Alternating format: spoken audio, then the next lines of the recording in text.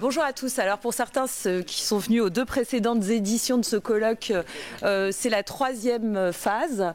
Et pour comprendre la jeunesse de la table ronde qui va se dérouler maintenant, il faut peut-être avoir compris les précédentes. Effectivement, on est à l'étape 2 d'un processus de réflexion que la LICRA mène depuis plusieurs années maintenant sur effectivement l'impact de la question migratoire dans la construction de la figure négative de l'étranger dans les politiques publiques et dans les politiques tout court. On arrive hélas aux portes d'enjeux politiques majeurs et plus qu'aux portes face au mur, puisque l'extrême droite est aux portes du pouvoir, avec effectivement, et nous avons eu l'occasion d'en débattre plusieurs fois au sein de deux conseils fédéraux de la LICRA, avec une thématique centrale qui est la question de l'immigration dans la programmatique du programme du Rassemblement national, avec tout ce que cela engendre dans les conséquences pratiques des politiques publiques, qui est effectivement l'immersion d'une politique qui ne se cache plus de préférence nationale dans différents dispositifs qui se sont retrouvés même dans la loi immigration qui a été censurée par le Conseil constitutionnel l'année dernière en janvier 2024. Mais je rappelle que c'est une loi qui a été censurée sur le fondement de la théorie des cavaliers législatifs, c'est-à-dire que cette loi n'a pas été sanctionnée sur le fond, mais sur la forme, avec différentes mesures qui prônaient effectivement la préférence nationale dans l'attribution des allocations sociales, familiales, en termes d'accès au logement. Et ces discours ont une forme de porosité dans tout l'échiquier politique, qui soit à droite et parfois même plus au centre et pas à gauche évidemment. Et nous n'allons pas polariser le débat. Quand je dis pas à gauche, il n'y a pas un présupposé ni négatif ni positif. J'ai entendu avec une forme de grosse concentration ce qui s'est dit avant sur la précédente table ronde sur la question de la polarisation. Et nous allons essayer de mettre, nous, l'ICRA, un petit peu de nuance de gris, un petit peu de nuance de bleu, pour essayer de comprendre comment dépasser ces polarisations, comment veiller à la tension qui est toujours la nôtre, à nous, militants de la LICRA, qui est de veiller à l'accueil, à l'hospitalité, à l'intégration et à nos valeurs universalistes qui sont celles évidemment d'accueil. Je rappelle que nous sommes une association qui a été fondée sur l'accueil des réfugiés et la lutte contre les pogroms, et que notre ADN c'est effectivement l'accueil, mais dans l'accueil il y a aussi le pendant de l'accueil, c'est accueillir avec dignité, accueillir avec réalisme, accueillir en veillant aux droits fondamentaux des personnes qu'on accueille, et également faire preuve d'un pragmatisme qui est en réalité que le pragmatisme qui est le corollaire de la défense des libertés fondamentales. Alors aujourd'hui, je vais abréger mon propos introductif, mais qui devait être un peu étayé pour que vous compreniez où on va. J'ai 3 intervenants de grande qualité parce qu'ils ont une expérience et de terrain et de longue réflexion sur ces sujets pour justement dépolariser et nous permettre de bâtir des solutions. Pierre-Henri, qui est ancien président de France Terre d'Asile pendant plus de 20 ans, qui aujourd'hui siège en qualité d'expert auprès de la CNDA en tant qu'expert pour le Haut Commissariat pour les réfugiés.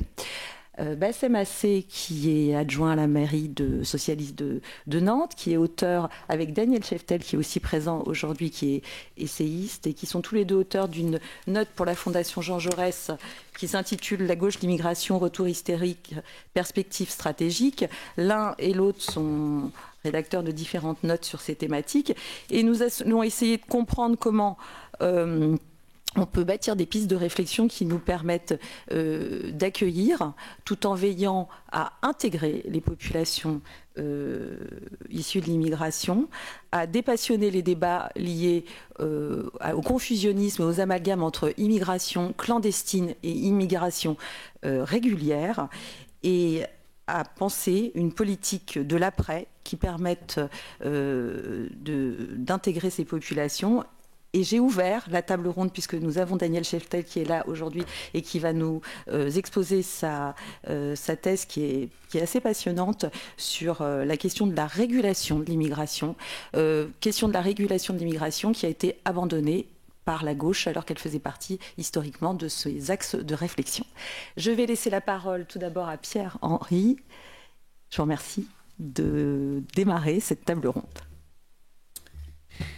Merci à la LICRA, à Galina, à Mario de m'avoir invité ici. Vous l'avez dit, j'interviens à la fois comme ancien président de France Terre d'Asile, président de l'association France Fraternité et également en vous précisant que je suis très actif à la Commission nationale du droit d'asile. J'interviens donc ici à la fois comme praticien, je l'espère avec une certaine expertise pour accompagner l'invisible comme il a été souligné tout à l'heure.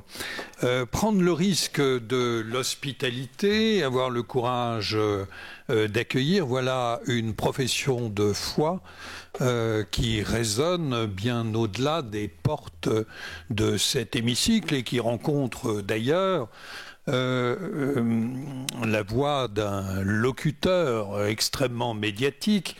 Je pense particulièrement au pape François, qui rappelait encore récemment aux États la nécessité d'ouvrir leurs portes à l'autre, et particulièrement à celui qui est vulnérable. Le migrant, disait-il, doit être accompagné, promu et intégré. On s'arrêtera tout à l'heure sur cette notion. Mais comme nous sommes ici à la LICRA, nous devons nous interroger sur des politiques publiques et merci encore une fois de nous permettre de réfléchir sereinement à cette question des migrations, alors que nous constatons, ça a été abondamment souligné, que l'absolue victoire des réseaux sociaux et des médias qui ont fait le lit du populisme en faisant entrer la figure de l'étranger au petit déjeuner dans tous les foyers de France. Un étranger qui est entassé sur une barque de fortune avec femme et enfants, un étranger qui part à l'assaut des barbelés de Melilla, un étranger ombre qui se profile sur les plages du nord de la France ou qui erre comme un zombie sur les trottoirs de nos villes. Bref, un étranger comme éternelle figure du danger. Gilbert Flamme disait tout à l'heure que nous devions réfléchir en nous mettant à bonne distance des mots de l'extrême droite. Et je pense aussi que nous devons le faire avec le rappel d'une exigence et de deux règles simples. La première, en matière d'accueil, rappeler qu'un État démocratique a le droit de dire qui entre, qui demeure, qui sort de son territoire, dans le respect évidemment absolu de l'État de droit et des conventions internationales signées. Et la seconde, en matière d'intégration, ce n'est pas la seule condition, mais enfin, qui vient en France, on respecte les usages, les coutumes et la loi.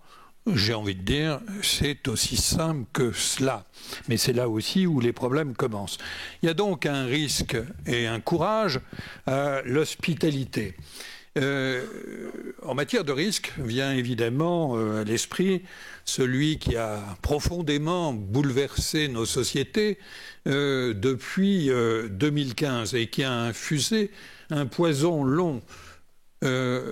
C'est celui évidemment du terrorisme islamique, celui qui a massacré à Toulouse, à Paris, à Charlie, au Bataclan, à l'Hypercacher et qui a pris la vie de Samuel Paty et de tant et tant d'autres et qui, je pense, contribue depuis près de 10 ans à modifier la vision de nos compatriotes.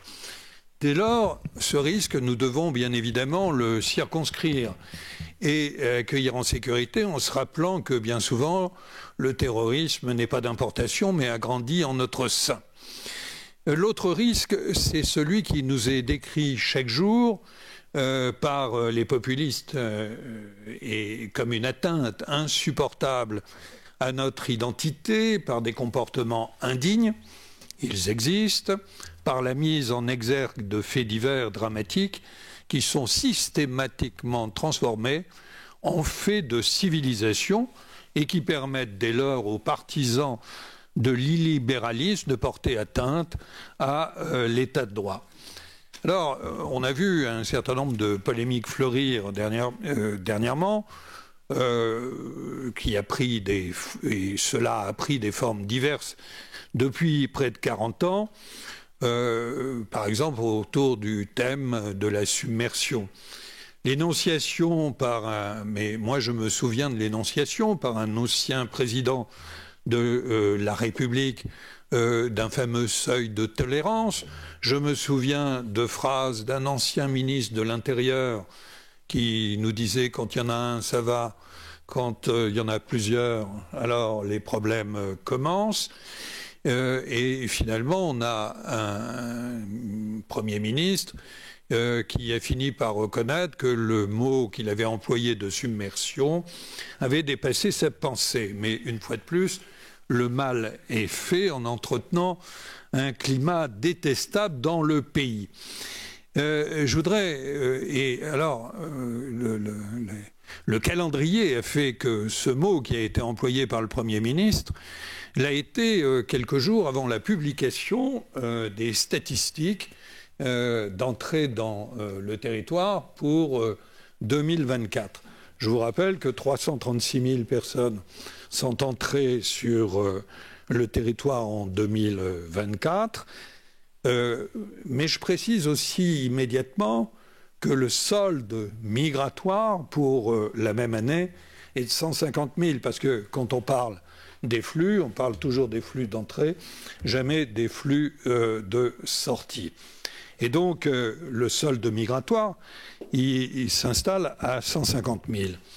Mais parmi ces 336 000 personnes qui sont entrées sur le territoire, vous avez par exemple 109 000 étudiants internationaux qui constituent une manne intéressante dans la conquête du marché mondial du savoir.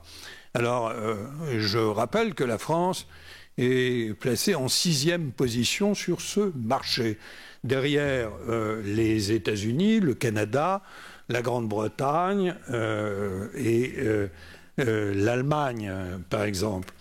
Et que donc, dès lors qu'un certain nombre de politiques nous proposent de diminuer par 5 le nombre de migrants qui rentrent de manière régulière sur le marché du savoir, on voit évidemment les conséquences que cela pourrait avoir pour nos universités, pour nos grandes écoles. Mais je rappelle aussi que dans les 336 000 personnes qui sont entrées régulièrement sur le territoire, vous avez par exemple 40 000 conjoints de Français. Et qu'on voit mal comment un État peut intervenir sur ce segment.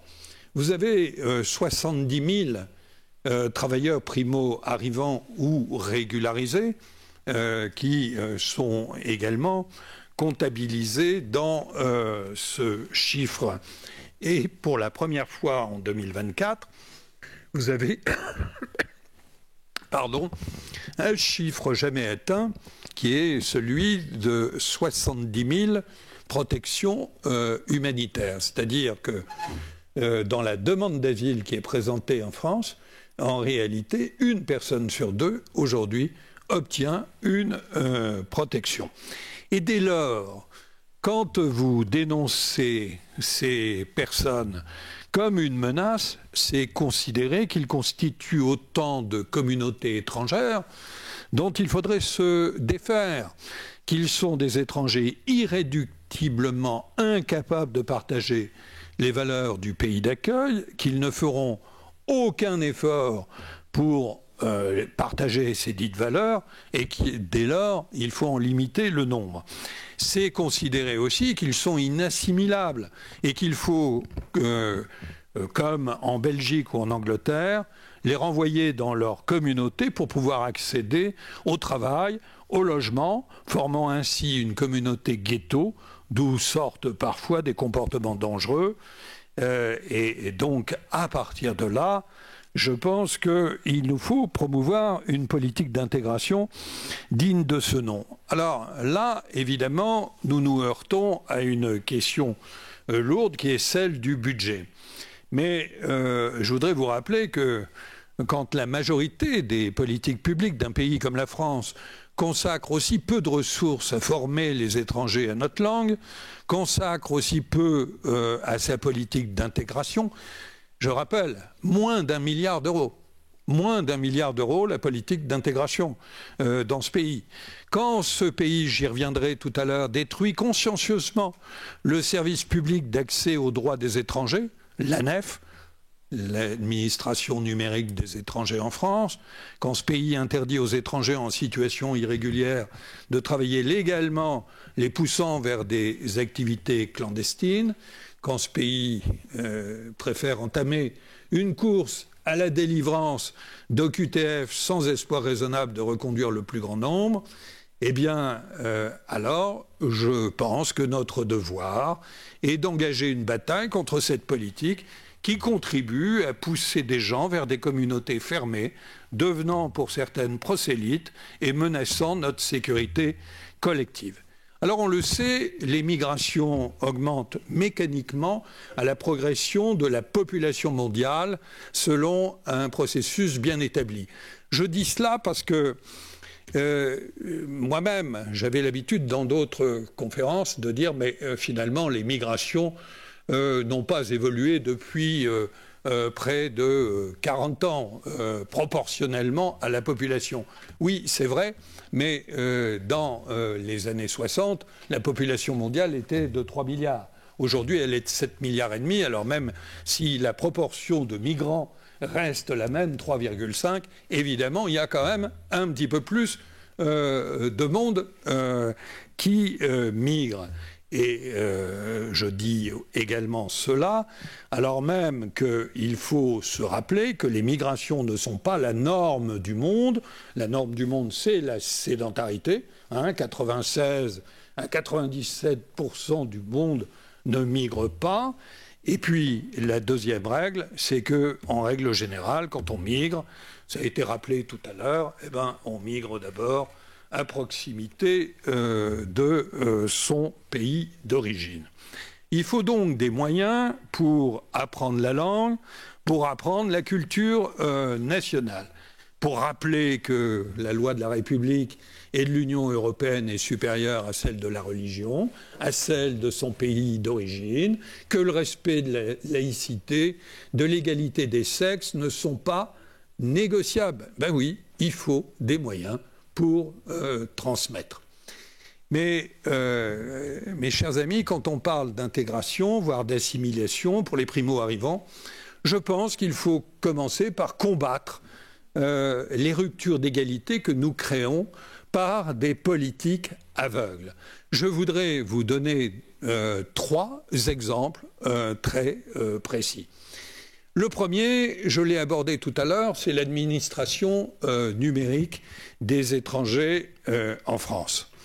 Vous avez eu une étude qui a été publiée récemment par une grande confédération, la FAS, la Fédération des acteurs de la solidarité, qui a été menée auprès de ses adhérents et qui s'intéressait à cette administration. Les résultats ont été très clairs. 75% des associations de cette fédération ont été sollicitées par des personnes accompagnées au sujet des difficultés liées au renouvellement des attestations de prolongation d'instruction.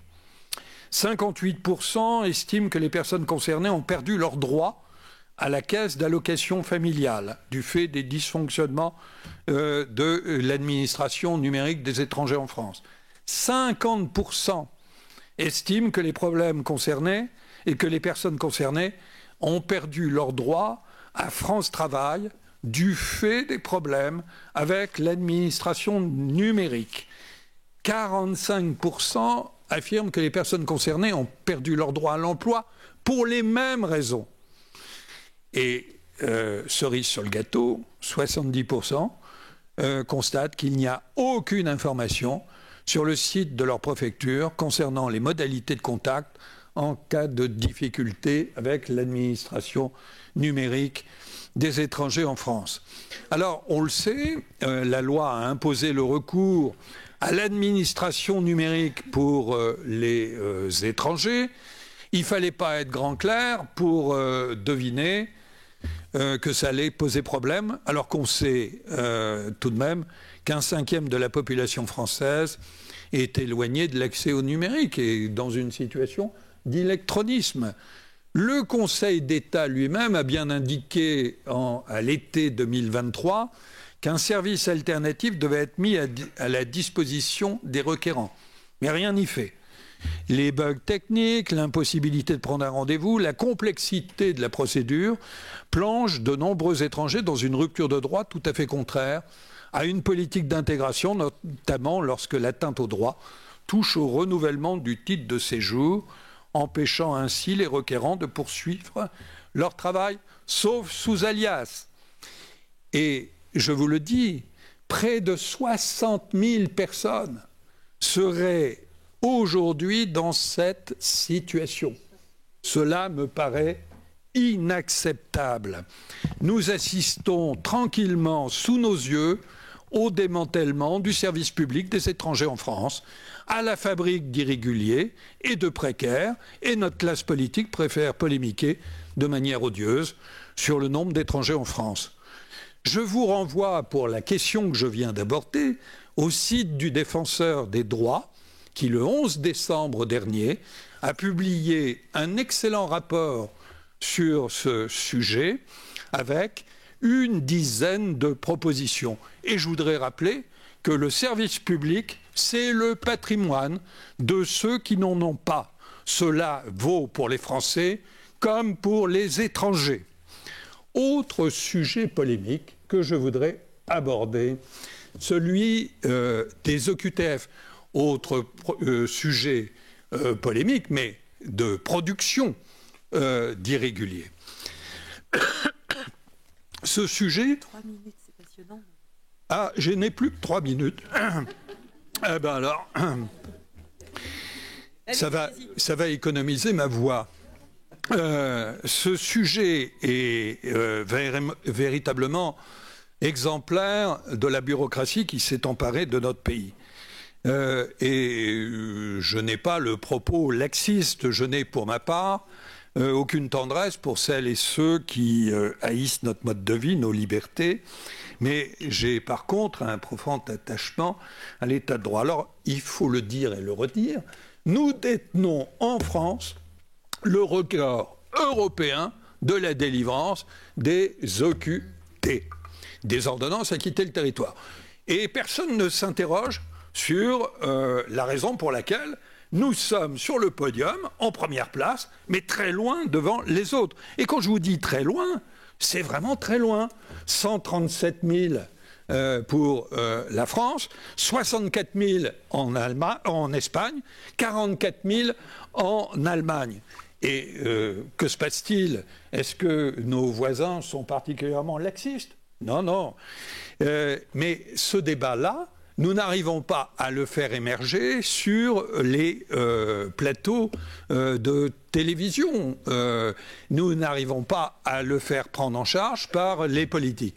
Nous avons un appareil administratif qui s'en donne à cœur joie, qui n'hésite devant rien, pas même les copier-coller. Et je rappelle que la Cour des comptes, dans un récent rapport, a indiqué que 20% des OQTF étaient entachés d'un vice de procédure, étaient illégales. Et je vous rappelle également que presque autant sont attribués à des personnes dont le renvoi est impossible. Afghans, Soudanais, Somaliens sont parmi ceux-là. Et donc, à partir de là, les promoteurs de cette politique se mettent en difficulté parce que derrière, les populistes vont évidemment dire on se fait marcher dessus, on se fait ridiculiser et dès lors, on déplace également le débat vers, comme ça vient de se passer, vers un pays, vers l'Algérie.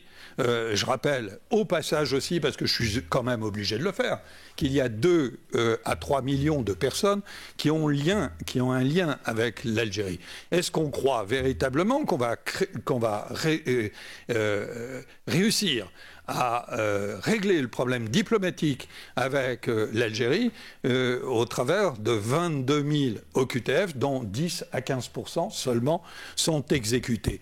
Et encore un mot, je pourrais poursuivre assez longtemps sur ce sujet. Troisième élément où en réalité nous produisons de l'irrégularité par nos politiques publiques, et qui ne tardera pas à émerger, vous le verrez, sur les plateaux de télévision, la question de l'hébergement d'urgence. Nous avons dans ce pays 203 000, pardonnez-moi, je suis très pratique, 203 000 places d'hébergement d'urgence. Ça coûte 2,5 milliards et un peu plus.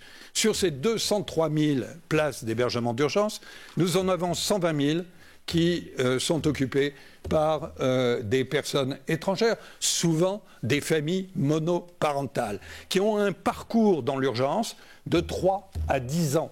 Je le dis, de 3 à 10 ans, qui sont donc prises en charge par la main gauche de l'État, mais dont la main droite ignore la présence et mieux délivre des EQTF ou refuse obstinément la régularisation.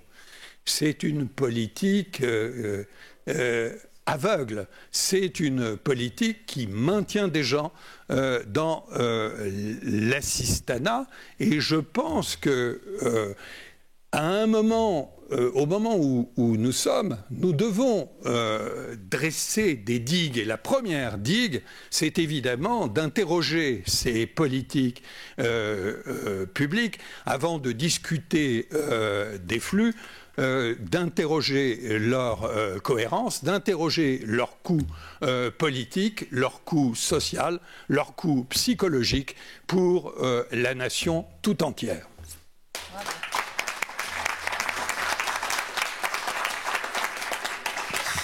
Alors, après cet exposé brillant, et qui finalement cadre bien le débat face à la polarisation, à la figure anxiogène de l'étranger, et qui suscite des politiques publiques qui fabriquent de la désintégration sociale, si on comprend bien, des étrangers.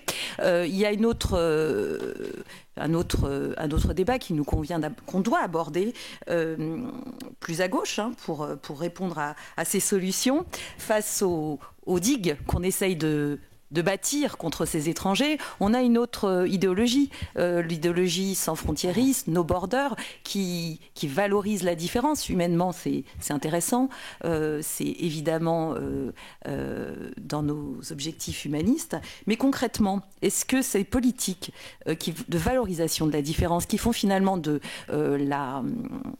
l'érection de règles une forme de racisme qui pose même la régulation comme un racisme.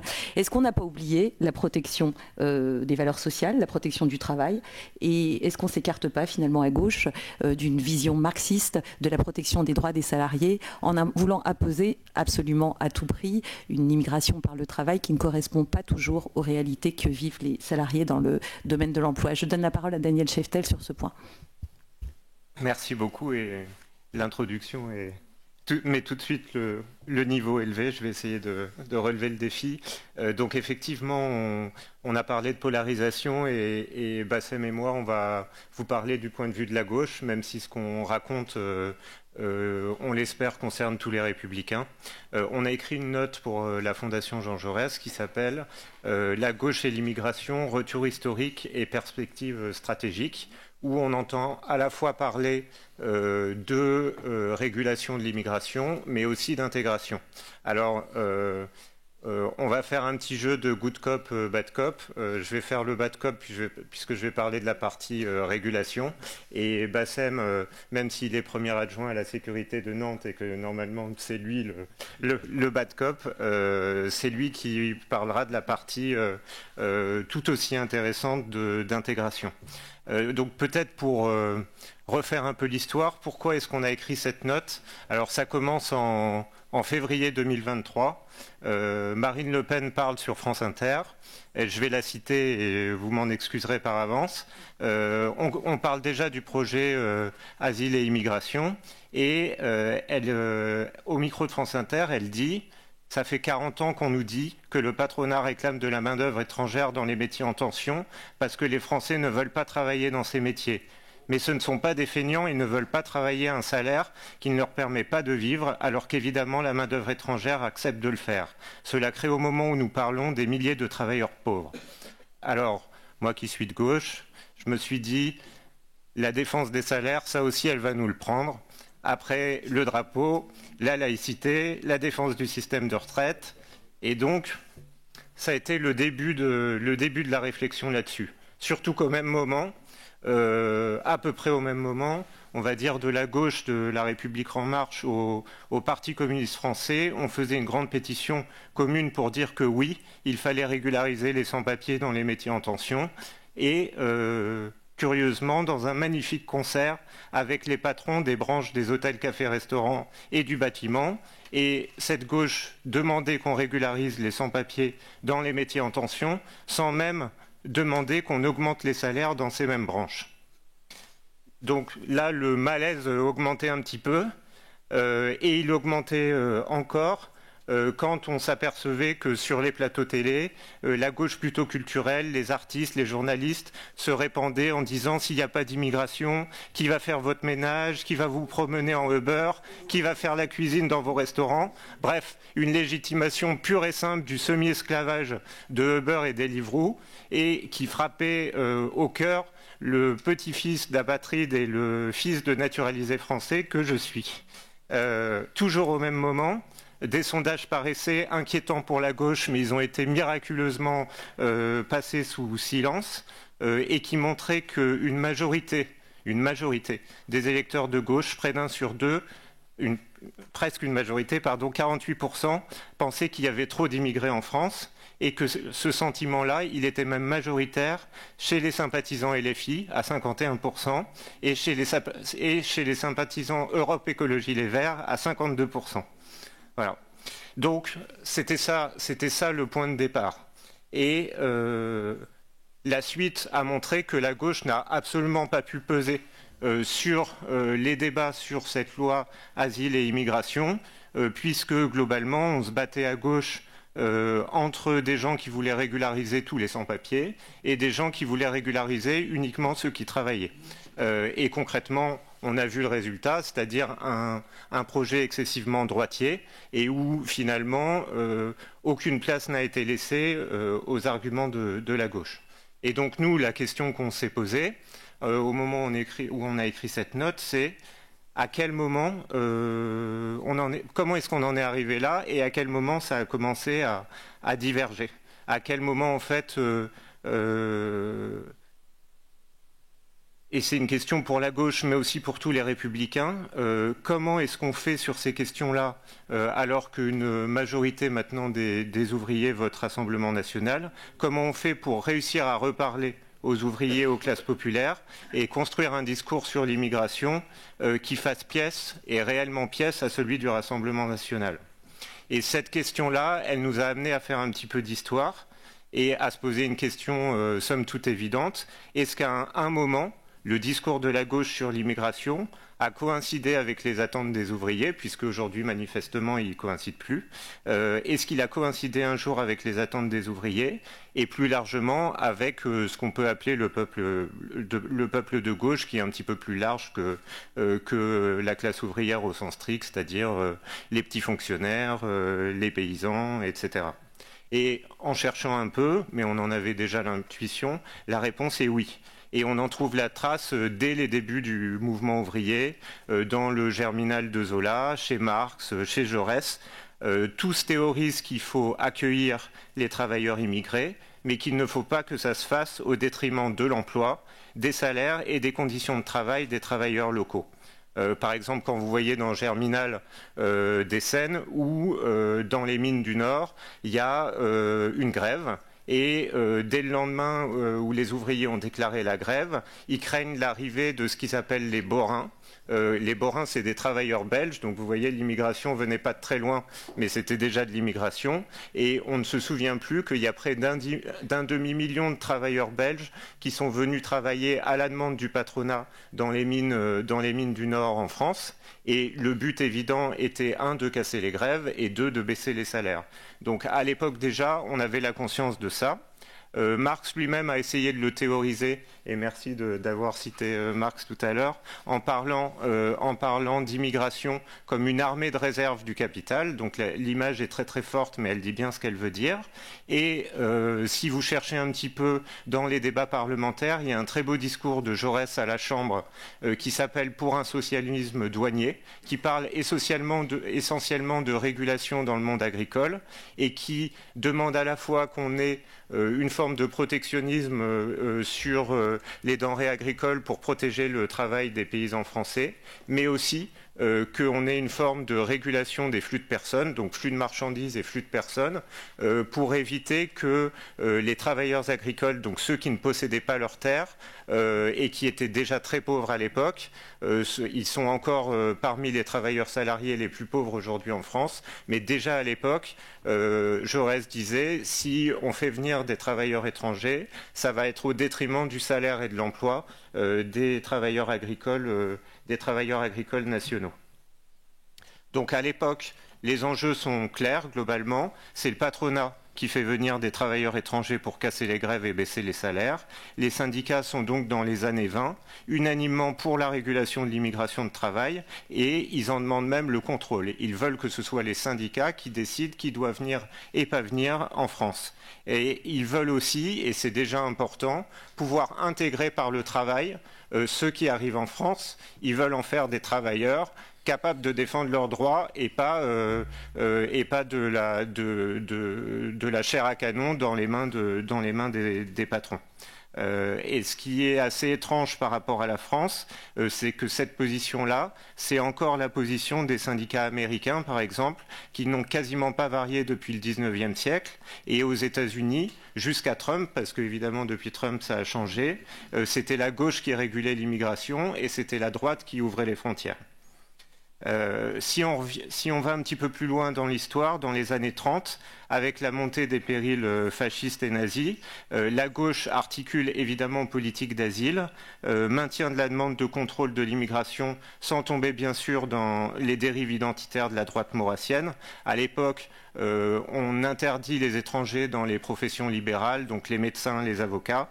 Et de son côté, la gauche, elle, est très confiante dans la possibilité de fabriquer des citoyens et des Français, puisqu'il y a une énorme vague de régularisation en 1927.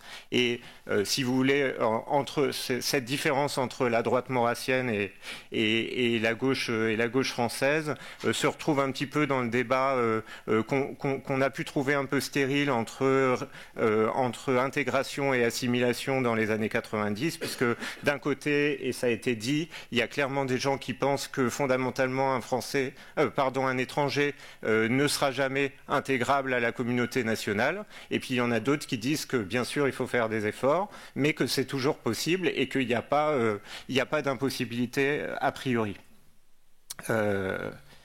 En 1939 d'ailleurs, et ça résonnera dans cet hémicycle, au bord de la catastrophe, on va dire, équilibre entre régulation, intégration et défense du droit d'asile et la position de la LICRA, l'ancêtre de la LICRA, sous la plume de Lazare Rachline qui dit « Oui, il nous faut un ministère de l'immigration ».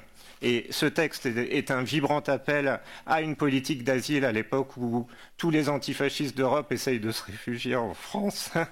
Et c'est aussi un appel à la régulation, c'est-à-dire à limiter l'immigration, dit-il, aux capacités d'absorption du pays, tout en prônant une politique d'intégration avant la lettre. À l'époque, on n'exprimait pas les choses de cette façon-là, mais c'est déjà bien l'intégration qui est visée.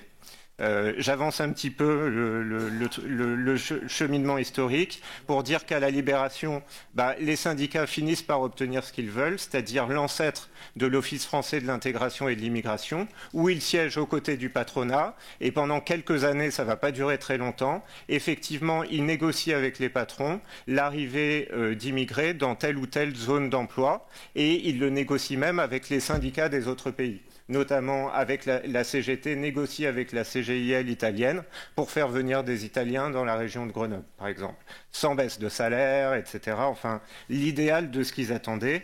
Le patronat va passer toutes les années 60 et toutes les années 70 à contourner ces dispositifs-là qui vont finalement disparaître. Et c'est à ce moment-là qu'à gauche, on commence à avoir une vraie divergence entre deux tendances. Une tendance du côté du Parti communiste et de la CGT qui continue à vouloir réguler, et une tendance du côté du Parti socialiste qui cherche autre chose. Et c'est l'époque de l'union de la gauche, mais comme on le sait, l'union est un combat, et en l'occurrence c'est une lutte à mort, et donc tous les coups sont permis.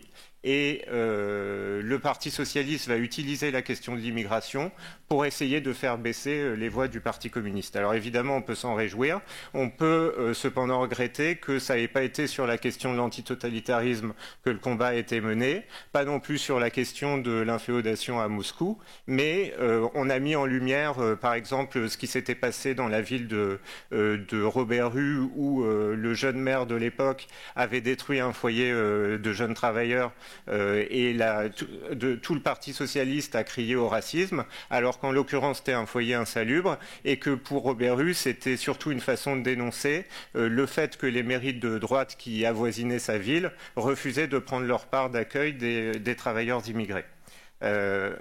Bon, on peut le regretter que ça se soit passé comme ça, mais ça a marché. Le Parti socialiste a gagné.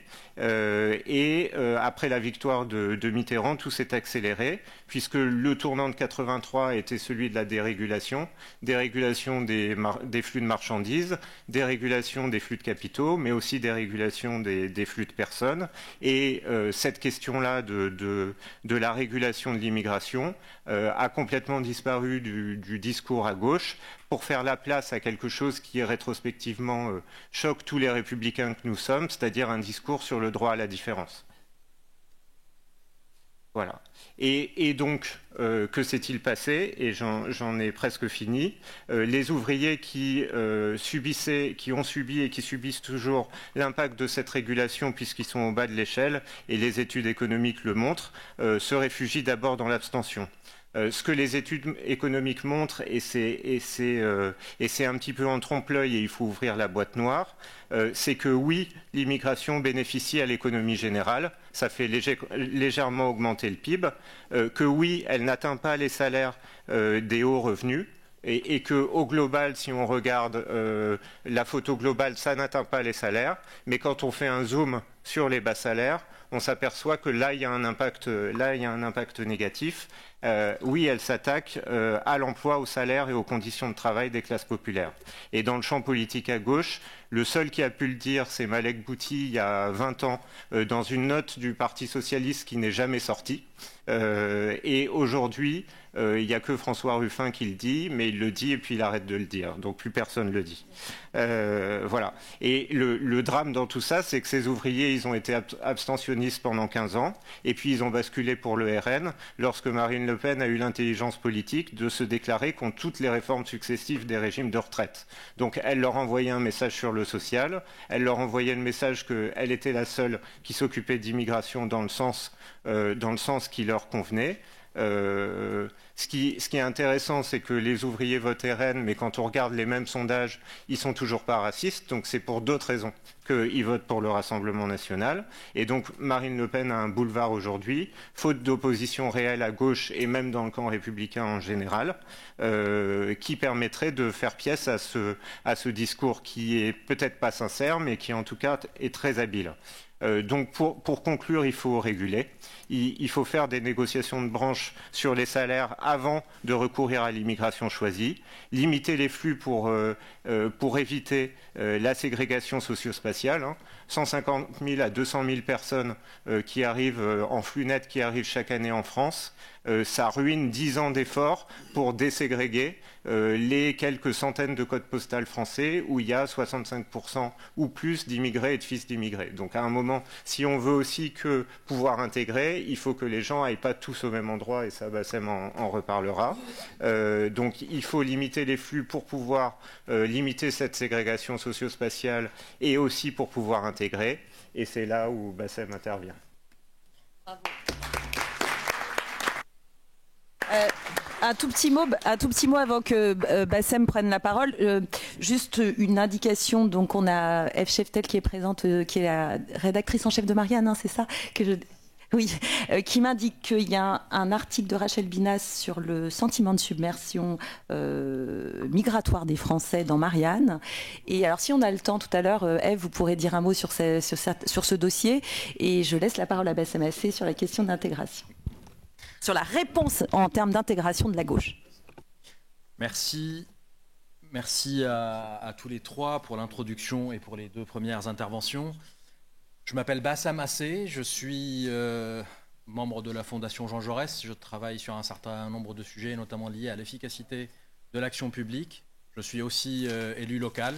Je suis premier adjoint de la maire de Nantes, mais évidemment, ici, je m'exprime en mon nom propre. Et vous allez vite comprendre pourquoi je m'exprime en mon nom propre. Non pas que qui que ce soit ne me soutienne pas sur le sujet, mais simplement parce que le sujet me concerne en premier lieu et je vais vous dire d'où je parle. Alors quelqu'un tout à l'heure disait je ne suis pas spécialiste des migrations. Moi non plus en fait, je ne suis pas spécialiste des migrations, par contre je suis un peu pratiquant de migration d'une part et d'intégration. Pour vous dire d'où je parle, moi je suis d'origine libanaise, mes parents... D'ailleurs, il y a ma mère qui essaye de m'appeler. C'est normal, c'est une mère méditerranéenne, c'est normal. Mes parents, eux, sont originaires de Syrie. Les deux sont nés en Syrie. Les deux sont arrivés à Beyrouth pour faire leurs études en 1969. Moi, je suis né en 1974. Eux ne sont jamais retournés en Syrie. En tout cas, mon père n'est jamais retourné en Syrie, ne m'ont jamais enregistré en Syrie.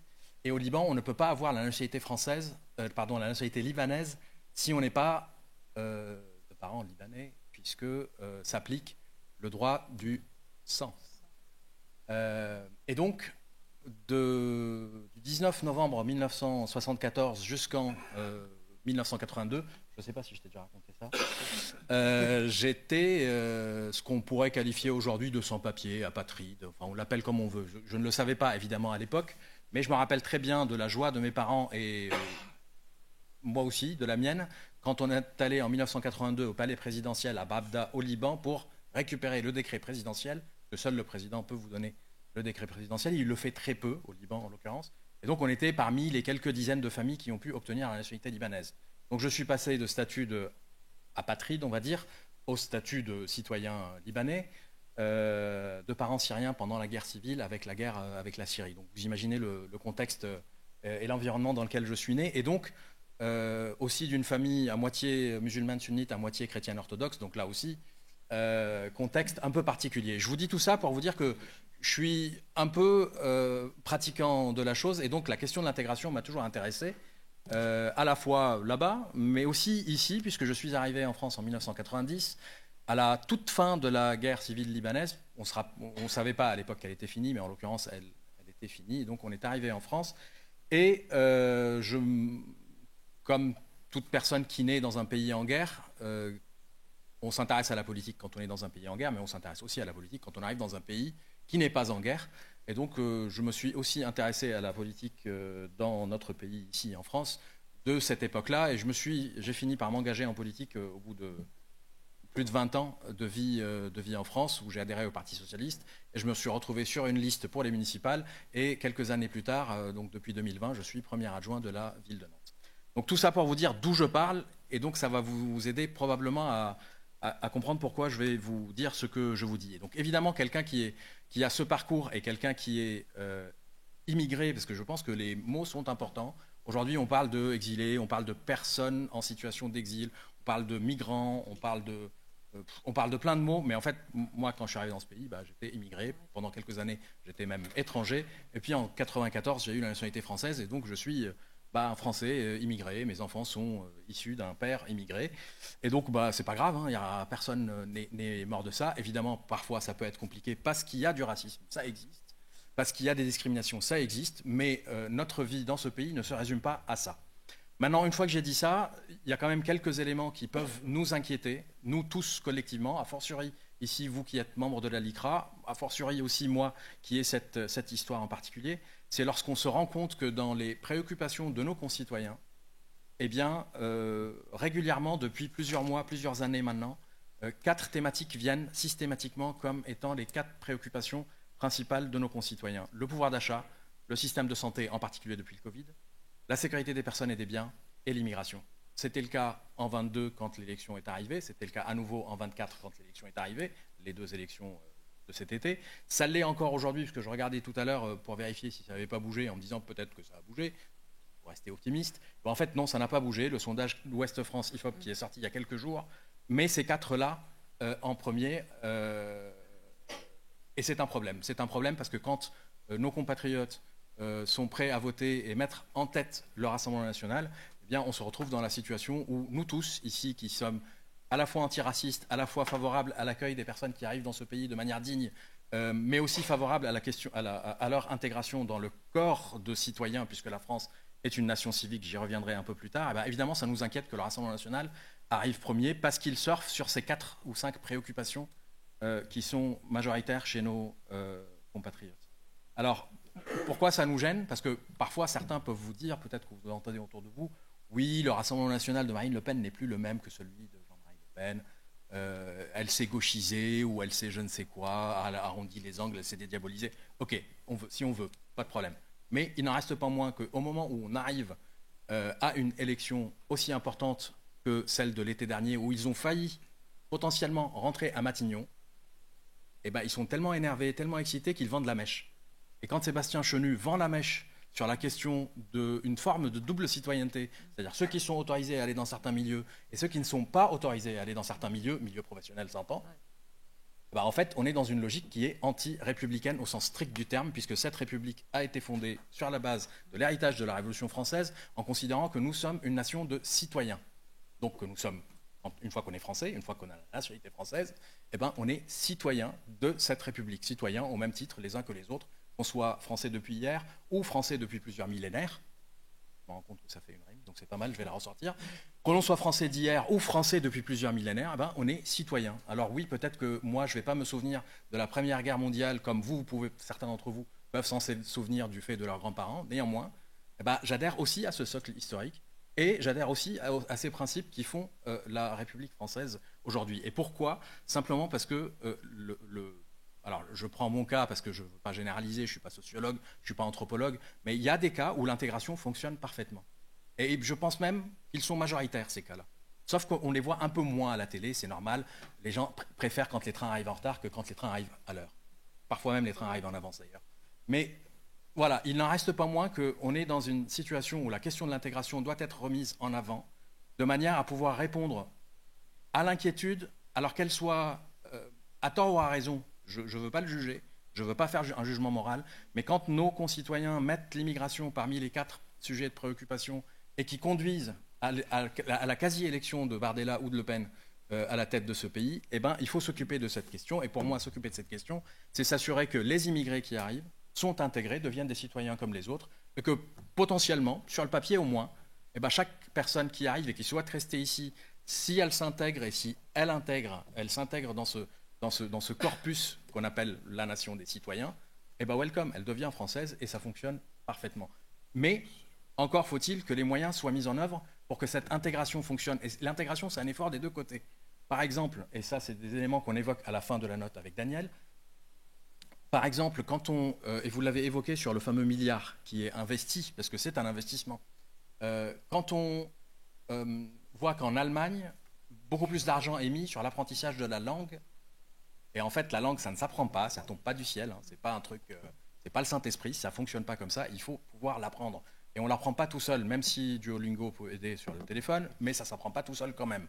Donc, il faut de l'argent. pour payer des vrais enseignants qui viennent apprendre aux personnes qui arrivent la vraie langue française pour qu'ils puissent s'en servir dans leur interaction avec leurs voisins, dans leur interaction avec l'administration publique, avec les associations qui leur permettent aussi de créer du lien, avec les écoles de leurs enfants pour que leurs enfants puissent aussi bien se débrouiller à l'école, et aussi évidemment dans le monde du travail. Et ça, on ne peut pas compter seulement sur les anciens de l'éducation nationale qui sont des militants dans l'âme et qui continuent à apprendre de manière bénévole la langue française à ceux qui arrivent. Pour ça, il faut un service public qui permette d'apprendre la langue à toutes celles et tous ceux qui arrivent dans ce pays. C'est absolument nécessaire. On le fait pour toutes celles et ceux qui naissent ici et pour qui on investit en investissant dans les écoles. Quand on est élu municipal, on prend des décisions quotidiennement de construire des écoles. Quand on a la chance d'être dans une commune où le nombre d'enfants augmente. Eh ben, ça, c'est un investissement. L'éducation nationale, elle, investit en payant les salaires de ces enseignants qui vont venir instruire les petits qui vont à l'école. Eh ben, il faut faire la même chose avec ceux qui arrivent.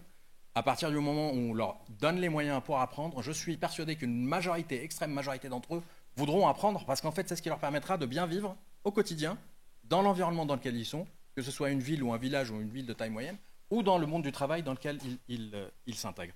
Donc un exemple important, extrêmement important des leviers qu'il faut qu'on utilise, nous collectivement, et la puissance publique en particulier, parce qu'on reste un État qui est fort et dont la puissance publique a un rôle important à jouer. Deuxième élément qui est important aussi, et Daniel insiste dessus énormément, c'est la question de la formation professionnelle.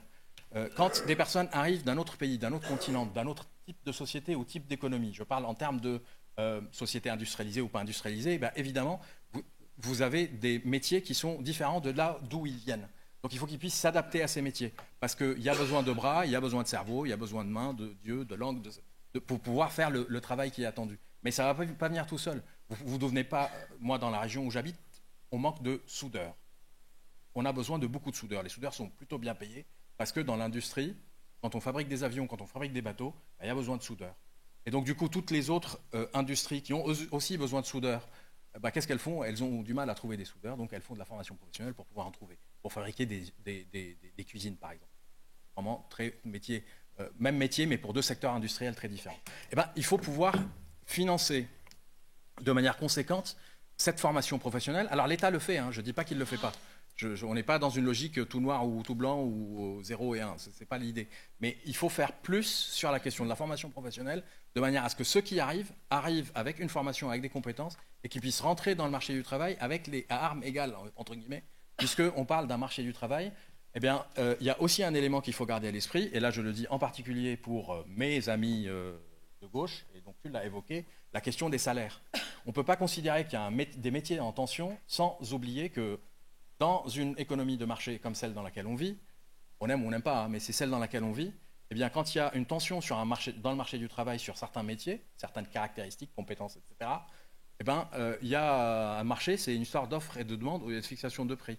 Normalement, sur un marché où il n'y a pas suffisamment de soudeurs, qu'est-ce qui se passe? On augmente un peu les salaires des soudeurs, de manière à pouvoir en attirer plus. De manière à ce que quelqu'un qui est aujourd'hui en 13e ou en seconde se dise « tiens, je vais peut-être faire soudeur ». Parce que ça paye bien, etc. Même chose pour plombier, même chose pour avocat en propriété intellectuelle. Je ne veux pas stigmatiser qui que ce soit, quel que soit le secteur d'activité.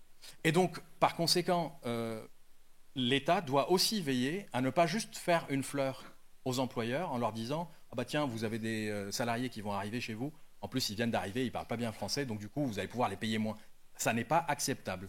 Ça n'est pas acceptable. Moi, je ne peux pas imaginer qu'en France, on puisse, nous, quand je dis nous, la puissance publique, puisse s'appuyer sur un flux entrant d'hommes et de femmes avec des compétences moindres sur un même marché du travail, puisse se retrouver à être moins bien payés juste parce que ils viennent d'arriver, donc du coup, c'est pas grave, on va moins bien les payer. C'est inadmissible. C'est pas possible en fait. Ça rentre pas dans mon raisonnement et ça devrait pas rentrer dans un logiciel de gauche en tout cas.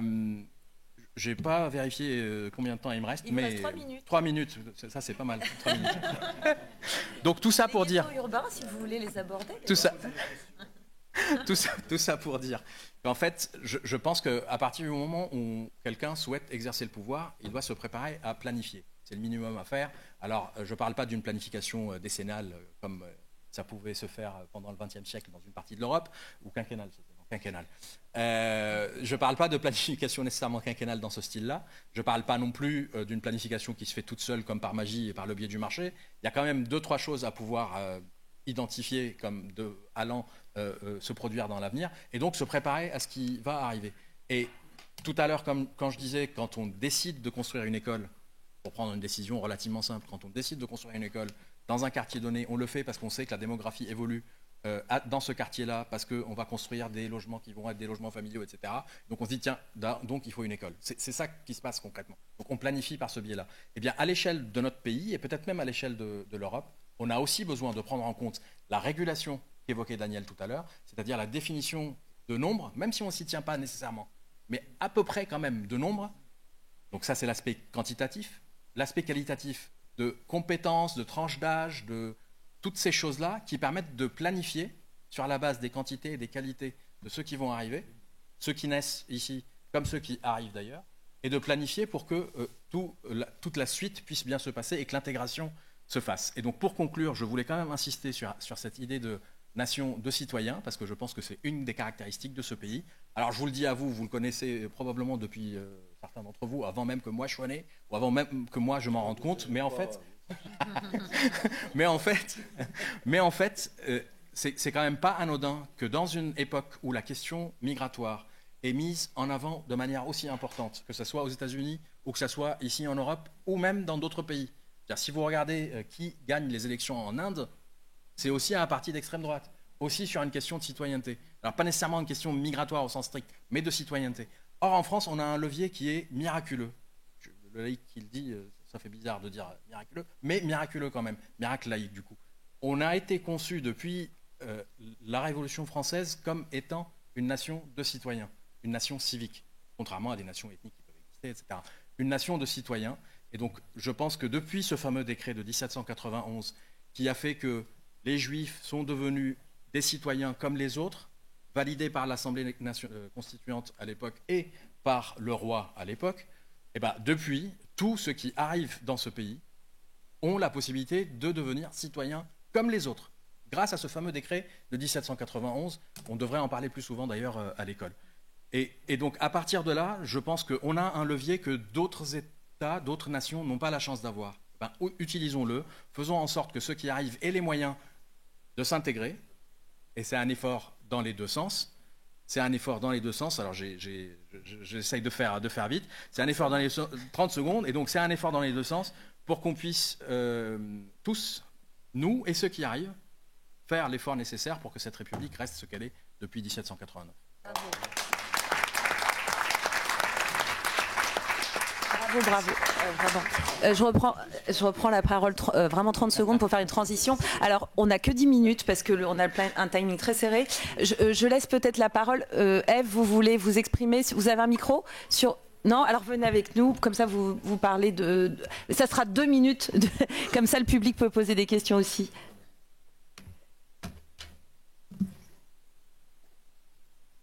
Bonjour à tous. Asseyez-vous tranquillement. Voilà. Non, je trouvais ça intéressant de faire le lien entre ce débat et celui d'avant. Donc, étant journaliste et depuis peu directrice de la rédaction de Marianne, il se trouve que ça m'a beaucoup intéressé le débat précédent parce que c'est une question qu'on se pose toujours, nous journalistes. Dans quelle mesure on influence l'opinion et évidemment, en bien, en mal. Enfin, la question de la fabrique de l'opinion. Moi, j'ai fait de la sociologie des médias tout en étant des études de journalisme. Il y avait cette théorie, vous savez, de la seringue hypodermique des années 30. C'est Paul Lazarsfeld qui disait il y a une influence directe, telle une seringue des médias, des masses médias. À l'époque, c'est le début des masses médias sur les gens. Moi, je voudrais quand même dire quelque chose. On s'est posé la question à Marianne, justement, quand François Bayrou a fait sa fameuse déclaration sur le sentiment de subversion migratoire. On s'est dit, comment on traite ça? Est-ce qu'on traite ça comme les fact-checkers, souvent plutôt à gauche, dans les médias de gauche, en disant mais les gens racontent n'importe quoi, il n'y a que 8,2% d'étrangers en France, donc ce sentiment est nul et non avenu, et en gros les gens sont des cons. Est-ce qu'on les prend de haut comme ça, ou est-ce qu'on considère que ce sentiment il se fonde sur quelque chose, sur une perception en tout cas qui mérite d'être prise au sérieux? Et c'est ce qu'on a essayé de faire. J'ai demandé à puisque le sondage disait que 67% donc, des Français partageaient les propos de François Bayrou sur ce sentiment de submersion migratoire. Et donc, on s'est dit, plutôt que de jouer les redresseurs d'opinion, hein, donc dire aux gens, vous avez tort, c'est pas vrai, regardez les chiffres, sachant que bon, les chiffres, on peut leur faire dire plusieurs choses. On a pris au sérieux leurs sentiments et j'ai demandé à Rachel Binas, qui était venue d'ailleurs aux universités d'automne de la LICRA, qui est la rubricaire d'immigration à Marianne, de regarder les chiffres et ce que disent les chiffres. Et en fait, les Français, quand ils pensent aux immigrés, ils pensent aux descendants d'immigrés aussi. Donc là, on n'est pas à 8%, on est à 12%. Il y a aussi la question sociale qui est liée, c'est-à-dire on peut pas, ça c'est Didier Lesky, le patron de l'OFI, qui le dit très bien, il faut lier immigration et questions sociales, taux de chômage, taux de pauvreté, etc. Il y a la question des écarts culturels, on peut pas ne pas en parler quand même. L'islam, le catholicisme, les étrangers d'origine de culture musulmane et dont les mœurs en matière de sexualité, égalité homme-femme, etc. S'intègrent moins bien. Et la question de la répartition de l'immigration sur le territoire, effectivement, il y a des endroits où le sentiment de submersion migratoire peut être plus fort, enfin, le sentiment qu'il y a trop d'immigrés peut être plus fort qu'ailleurs. Et enfin, on rappelait ce que disait Jérôme Fourquet, par exemple, sur la question des prénoms. Voilà. Donc je voulais juste vous dire que c'était l'occasion de dire qu'on aussi de faire un peu de me présenter à vous et de faire un peu en quelque sorte la promotion de notre travail et de vous inviter à lire ce qu'on a tenté de faire et on peut en parler après ces débats. Merci de m'avoir laissé la parole. Je crois que je le vois qui trépigne. Merci beaucoup. Je le vois qui trépigne à côté de moi. Pierre-Henri veut vous répondre. Merci. Je ne veux pas spécialement vous répondre. Je voudrais simplement vous poser une question sur ce sondage. Est-ce que vous avez noté des différences entre zones urbaines, zones rurales, par exemple, dans dans l'élaboration de ce fameux sentiment de submersion et dans les territoires relégués de la République, par exemple, parce que ça me semble quand même assez important. Quand on parle de sentiment de submersion et quand on regarde les chiffres, on s'aperçoit que, bien évidemment, c'est dans l'Île-de-France que le nombre d'étrangers est... pardon ?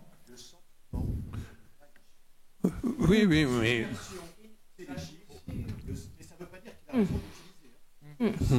Oui. Mais moi, je voudrais quand même que vous me répondiez sur cette question, sur la mesure de ce sentiment entre territoires relégués, territoires ruraux et territoires urbains. J'ai pas le sondage sous les yeux. Je suppose que c'est pas, effectivement, le sentiment n'est pas le même en Seine-Saint-Denis, où il y aurait, selon le rapport, vous savez, des deux députés Cornu-Gentil sur l'action de l'État en Seine-Saint-Denis. Il parlait de jusqu'à 400 000 personnes en situation irrégulière. Donc j'imagine que c'est pas la même chose, effectivement, en Île-de-France qu'au fin fond de l'Ariège. Ma question, c'était simplement, par rapport à cette influence des médias où ça serait CNews qui ferait l'opinion. Voilà, je suis juste un petit peu réservée par rapport à ça. Merci. Alors effectivement, il y a un vrai sujet de ghettoisation. Il faudrait qu'on ait une autre table ronde sur les plans de la ville. On en fera une avec des architectes. Et franchement, je pense que il y a une vraie politique de la ville à mener aussi pour combattre ce sentiment. On n'a pas dit effectivement que c'était une réalité. Je tiens à préciser qu'on avait essayé d'ouvrir large sur l'échiquier politique, mais on n'a pas eu de retour positif sur tout l'échiquier politique. Et c'est pour ça que le débat est... non mais la République pour nous à la LICRA est fondamentale, mais il aurait été bien d'avoir un débat contradictoire. Nous ne l'avons pas, mais on a essayé de le faire en notre sein, c'est-à-dire qu'on a pensé contre nous-mêmes et on a évité les caricatures. Voilà. Donc je vous laisse poser quelques questions. On va prendre quand même 10 minutes, Fabienne, parce que je pense qu'il y a des questions. Oui. Oui. Bonjour, Claude Secroun de Reims. Moi, je suis un petit peu effrayé par ce mot de sentiment qui revient sans arrêt dans ces débats. Bon, le sentiment est une forme d'opinion. On a bien compris tout à l'heure que l'opinion, finalement, était quelque chose qui était formé par les discours qu'on entend à droite et à gauche. Le sentiment du trop-plein d'étrangers, ce qui est quand même surprenant, c'est qu'on le trouve aussi dans des villes où il n'y a pas d'étrangers. C'est comme l'antisémitisme qu'on rencontre dans des pays où il n'y a pas de juifs. Donc il faudrait peut-être un jour arrêter avec cette prise en compte du sentiment. La France est soi-disant un pays rationnel, c'est le pays de Descartes, mais on l'a oublié. On l'a mis de côté et on n'en parle plus. Non, il faut arrêter avec ça. Moi, je pense que, qu'on soit surtout les journalistes, mais aussi les politiques, il faudrait qu'ils comprennent un jour que puisqu'ils sont à la base de l'opinion, ils sont aussi à la base du sentiment et qu'on raisonne autrement. Alors, qui veut répondre? Moi, je peux répondre. Oui, je pense que la bonne posture, mais c'est mes vieilles études de sociologie qui remontent, c'est que on est dans le registre des représentations, mais il faut les prendre au sérieux.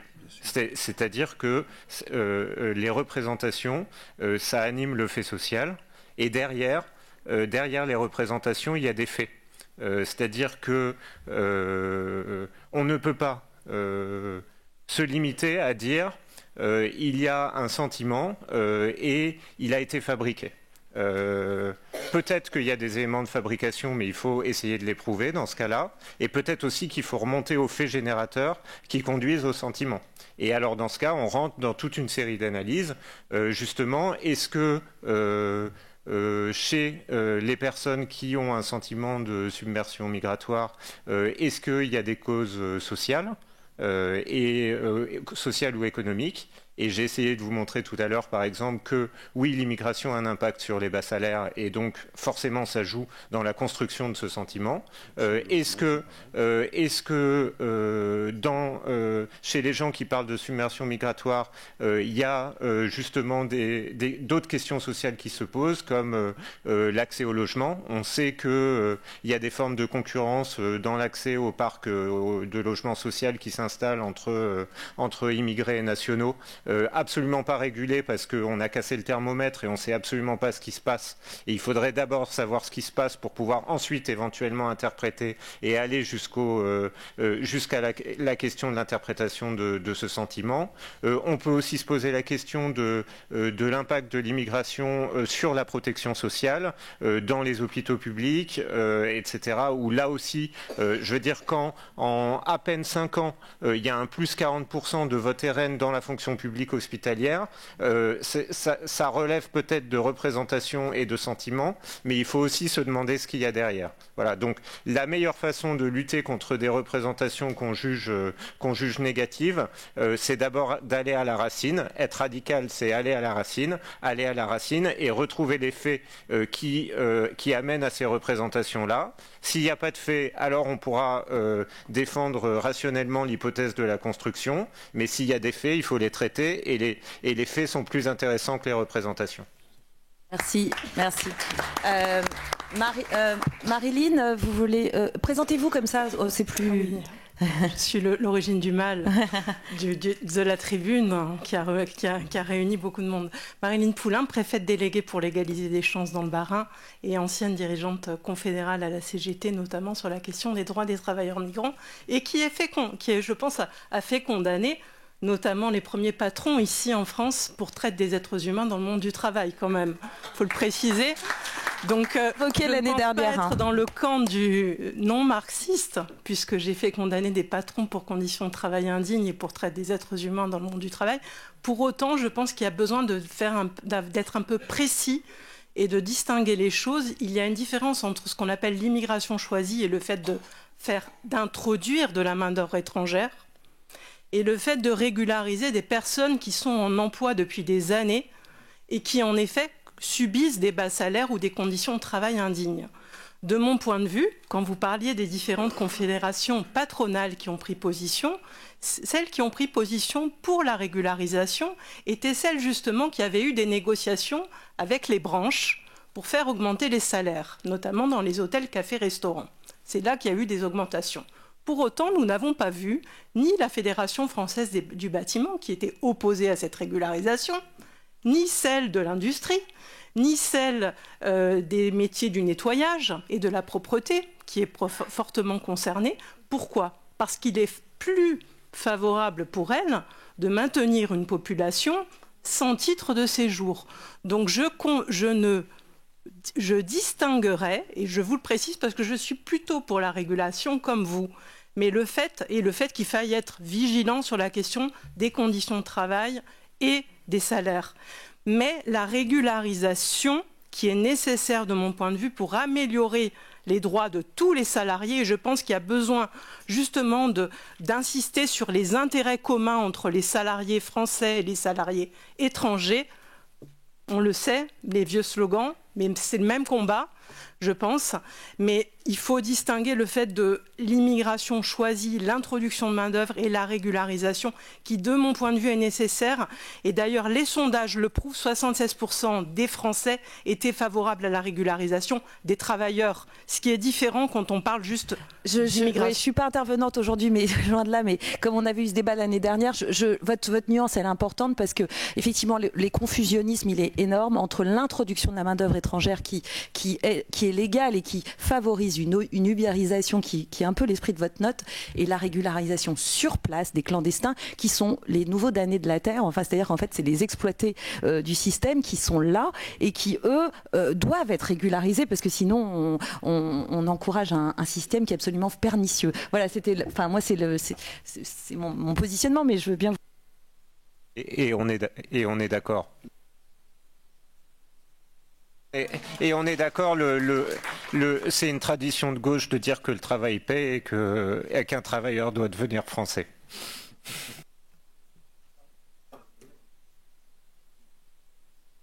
Ou de QTF, le nouveau mot valise absolument dévalorisant et absolument scandaleux. Oui. Oui. Oui, bonjour Landau. Je suis poète et strasbourgeois d'adoption. Alors, je vais quand même venir, souvent je demande à mon audience s'ils ont besoin que je sois sincère ou que j'utilise la langue de bois. Donc, je vais aller pour la sincérité. Vous avez devant vous le plus irlandais des poètes français. En 1999, j'ai décidé de l'exil pour partir en Irlande. Pour quelle raison ? Ce n'était pas une question d'intégration ou de langue. Faculté de droit à Nancy, payée par le gouvernement français. École de commerce à Paris. À l'époque, pour les socialistes, ils connaissent peut-être M. Huchon. Je lui ai écrit parce que je n'avais pas d'argent. J'ai besoin. Il a financé. Donc, à tous les contribuables que vous êtes ici, je vous dois de l'argent. Parce que pendant plus de 15 ans, j'ai travaillé à l'étranger et pas en France. Monsieur Bassem, qui vient de Nantes, j'étais en entretien à Decathlon, à Saint-Herblain, sans succès. Étudiant, je cherchais un stage. Finalement, de Paris, j'ai dû aller le faire à l'agence Canclo à Nantes. Donc, j'ai 3 questions qui reviennent ici.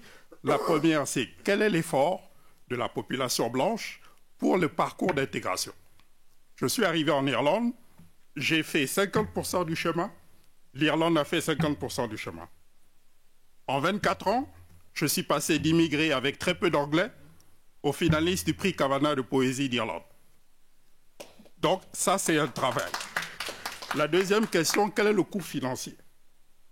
Parce que quand on forme des gens, prenez l'Afrique du Sud ne finançait pas les gens pour aller dans les mines, les États-Unis ne finançaient pas pour aller cueillir du coton. La France est le seul pays au monde qui finance jusqu'à Bac+5 et ensuite perd des gens à aller dans des emplois à la sécurité ou à Auchan. Ça, c'est un point. Donc, l'intégration n'est pas des nouveaux arrivants. Je suis né en 72. Vous imaginez, en 99, j'ai dû partir. Mais ça ne date pas de là. En 1962, mon père, qui était jeune géomètre, a eu cette réponse. La France a besoin de bras, elle n'a pas besoin de tête. Donc, la problématique, elle est lointaine. Et il faut qu'en tant que nation, nous nous posons cette question. Enfin, je terminerai avec la formation des journalistes. Ça, c'est la grosse problématique que j'ai en ce moment.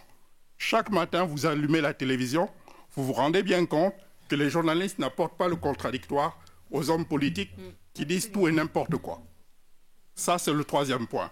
Enfin, je terminerai parce que c'est quand même quelque chose qui me tient à cœur. Je vais vous lire un très court poème qui s'intitule « Nos morts ». C'est un poème qui est publié au Canada, mais ici, si vous le lisez en France, je serai certainement en garde à vue demain. Ça s'intitule « Nos morts ».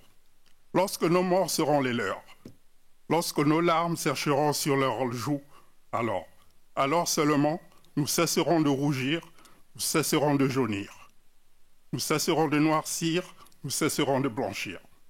Et de notre gosier renversé s'élèvera la juste et frêle devise « Liberté, égalité, fraternité ».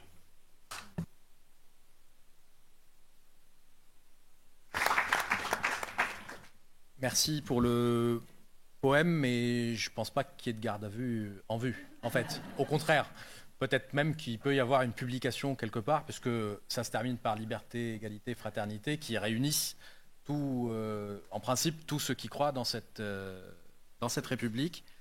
Et je crois que ceux qui croient dans cette République peuvent y croire encore plus en la comparant à ailleurs, justement.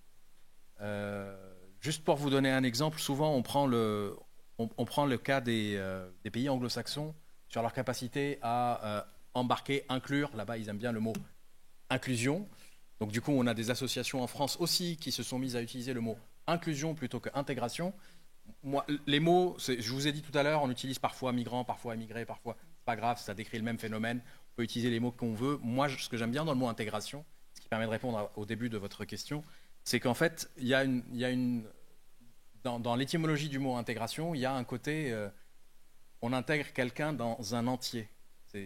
En anglais, integer, c'est le nombre entier.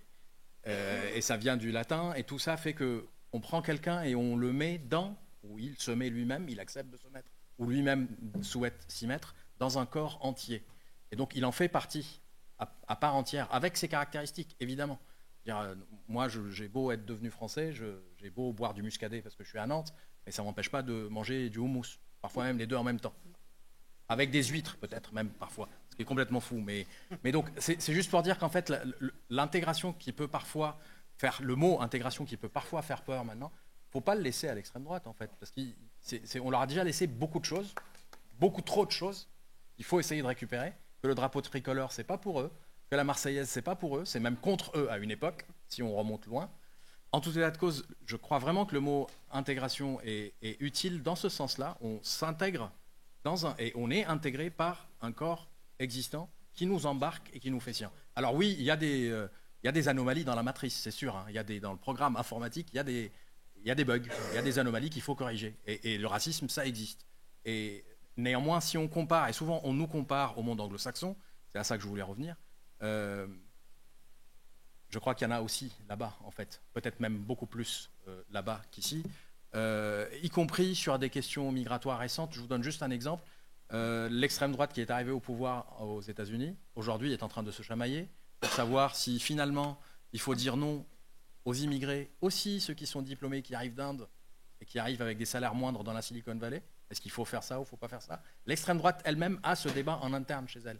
Donc la question migratoire et ses conséquences politiques qui existent ici chez nous, elles existent aussi ailleurs, et pas que sur la partie la plus défavorisée du corps social et des travailleurs. Aussi sur la partie diplômée du corps social. Je pourrais vous envoyer quelques liens, mais ils ont aussi cette problématique, eux, là-bas, sur ce sujet-là. Donc oui, il y a des anomalies dans la matrice, si je peux utiliser cette image. Il faut les corriger, en fait. C'est pas parce qu'il y a des anomalies qu'il faut casser la matrice. La matrice, elle est extrêmement importante. C'est celle qui fait que nous sommes ce que nous sommes, en fait. Et au passage, j'ai aussi fait une école. Bravo. Ouais. Je crois qu'on n'a plus de temps, c'est ça? On fera naturellement un débat sur ce sujet qui mériterait des heures. Merci à vous tous. C'était vraiment... Je vous propose de faire une petite pause et de reprendre vers 14h, 14h05.